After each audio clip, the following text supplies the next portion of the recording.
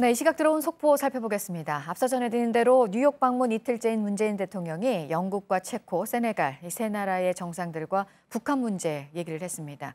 영국 총리와의 회담 내용을 좀 더 알아보도록 하겠습니다. 보도국 연결합니다. 안태훈 기자, 어떤 얘기들이 오고 간 것으로 전해지고 있습니까? 네, 일단 오늘 새벽에 양국 간의 정상회담이 있었습니다.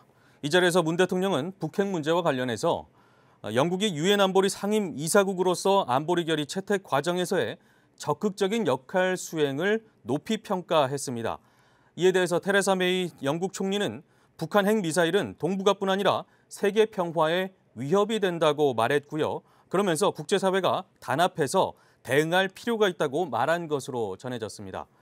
한편 유엔 총회에서 언급한 트럼프 대통령의 대북 경고 발언 앞서 전해드렸는데요.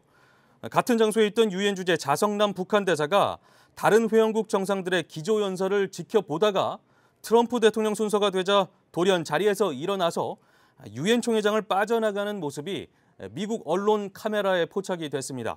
이에 대해서 미 언론들은 북한 대사가 트럼프 대통령의 연설을 보이콧했다고 보도했습니다. 네, 트럼프가 연설을 할 때 자리에서 나가버린 북한 대사 모습까지 보셨고요. 이 매티스 미국 국방부 장관이요. 서울을 중대 위험에 빠뜨리지 않고 북한에 취할 수 있는 군사 옵션이 있다고 해서 그게 뭔지 또 어제 얘기가 많이 됐었습니다. 이번에는 북한의 미사일이 직접적으로 위협이 되지 않더라도 요격을 하는 방안이 또 검토되고 있다는 소식이 들어와 있네요. 네, 미국의 방송 CNN이 국방부 고위 인사의 말을 인용해서 조금 전에 보도했습니다. 그동안 미 외교안보라인의 미사일 요격 개념은 미국이나 동맹국을 직접 위협하는 경우를 상정했던 것으로 알려진 가운데 나온 발언이어서 주목되고 있습니다.